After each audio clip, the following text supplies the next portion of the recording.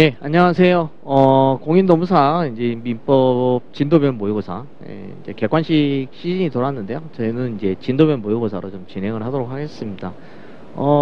이론 한 2시간 하고요. 그리고 이제 첫 번째, 두 번째 시간 이론 시간 하고 그 다음에 세 번째 시간에는 이제 한 20문제 정도 좀 풀어보도록 하겠습니다. 문제는 조금 이제 뭐 만든 문제도 좀 있고 되도록이면은 이제 기출 문제인데요. 우리 그 노무사 쪽하고 그 다음에 변리사 쪽에 있는 문제를 좀 가지고 와서 좀 정리를 좀 하도록 하겠습니다. 지금 이제 시간이 얼마 안 남았기 때문에 여러분들이 뭐 새로운 책을 보는 건 좀 별로 추천드리고 싶지는 않고요. 기존에 있던 책으로 이제 보시는데 지금 제가 만든 그 요약 노트가 한 100페이지 조금 넘어가거든요. 그래서 좀 분량이 많은 부분을 좀 축약을 해서 강의를 좀 진행을 하도록 하겠습니다. 그래서 조금 좀 집중을 좀 요하는 거, 집중을 요한다라는 게 좀 필요하고요. 뭐 서두는 이 정도로 하고요. 요약노트 이제 한번 좀 보도록 하겠습니다. 제일 먼저 나오는 게 법원이죠. 이 법원에서도 시험이 이제 잘 나오는데 여기 1조, 우리 1조에서 법률을 가지고 얘기하죠. 법률이 없으면은 관습법에 의하고 관습법이 없으면은 조리에 의한다 라고 했는데 요 조리는 거의 시험 잘 안 나옵니다. 여기 있는 법률이 좀 나오죠. 이 법률에서는 이제 여러분들이 꼭 기억해야 될 거는 민사에 관한 것입니다. 기본적으로 우리가 여기서 있는 법률하고 이제 간평 쪽에서는 이제 그 185조에 있는 물권 법정주의가 좀 나오긴 하는데요. 여기에서 있는 법률은 국회에서 제정한 형식적인 의미의 법률만을 의미하는 게 아니라 명령 규칙까지도 다 포함이 됩니다. 그 다음에 조약까지 포함이 되고요. 그래서 중요한 거는 뭐냐면은 여기 있는 민사에 관한 거라는 걸 좀 기억을 해 두시면 되겠습니다. 근데 이제 185조에서 물권 법정주의에서 얘기하는 법률은 거기에서는 형식적 의미의 법률만을 의미합니다. 그래서 법률 또는 관습법이 아니고서는 새로운 물권을 갖다 창설하지 못한다라고 되어 있거든요. 거기에 있는 법률의 의미하고 좀 다르다는 거. 그래서 우리가 보고 있는 1조에서는 민사에 관한 거, 요 문구 하나를 꼭 기억을 해 두시고, 그래서 명령 규칙, 그리고 대법원 규칙, 공탁 규칙, 뭐 그런 부분. 그 다음에 이제 조약이 하나가 좀 나오는데요.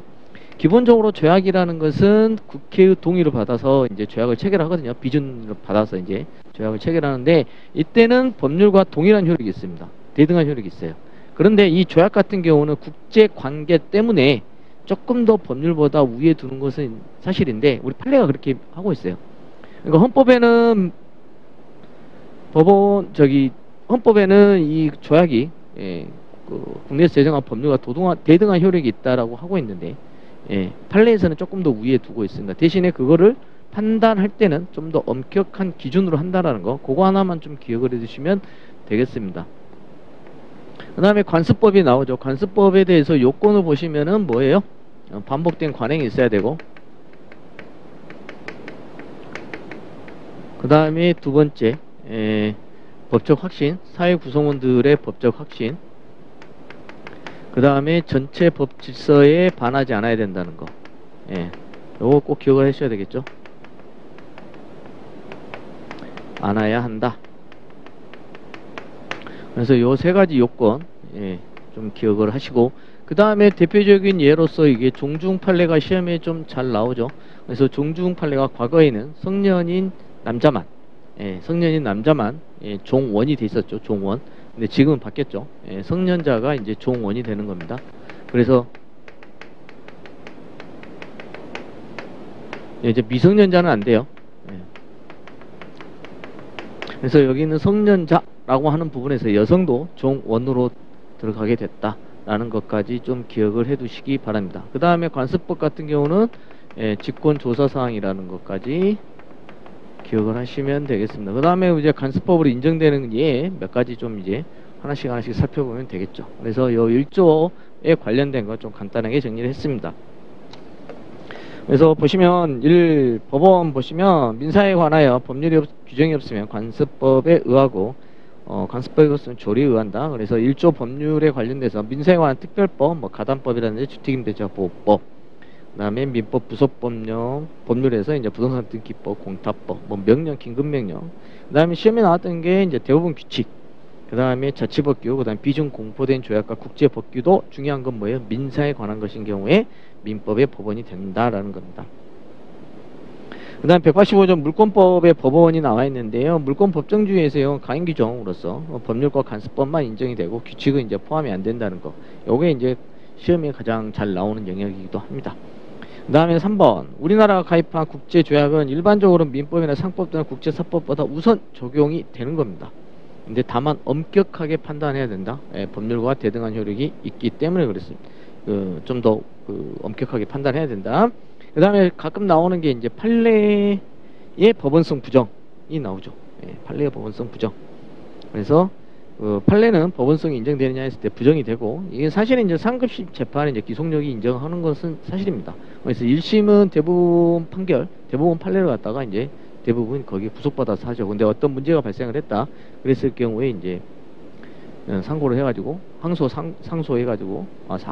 상고를 해가지고 예, 이제 대법원에서 한번 더 판단해서 전원합의체 판결로 이제 또 변경도 가능합니다. 그렇기 때문에 법원성은 인정 안 된다. 판례. 요게 판례가 이제 좀 잘 나오죠. 자, 그 다음에 관습법입니다. 반복된 관행하고, 그 다음에 법적 확신, 그 다음에 전체 법질서에 반하지 않을 것, 직권 주소사항, 그 다음에 법칙으로서 효력이 있습니다. 요게 이제 가장 큰 차이점이 뭐예요? 사실인 관습이죠. 사실인 관습.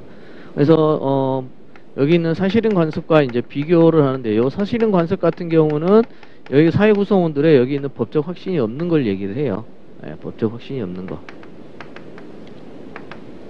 근데 이 여기 있는 관습법 같은 경우는 법령으로서의 효력을 갖고 있지만 이거는 그 법률행위 해석에 관련된 내용입니다. 해석. 좀 범위가 다르죠. 이거는 본체 법질서를 갖다가 규율 한다고 한다면 여기 있는 사실인 관습 같은 경우는 법률행위 해석 파트에 한정이 된다. 이렇게 보시면 됩니다. 그 다음에 판례를 보면 종중사건, 종중의 후손은 성별에 관계없이 성년이 되면 당연히 구성원이 되고 미성년자는 종은 안 된다고 그랬죠. 그 다음에 사실인 관습과의 구별, 그래서 단순한 관행, 법적 확신의 결여, 그 다음에 법률 행위 해석 기준, 법원이 직권으로 판단한다.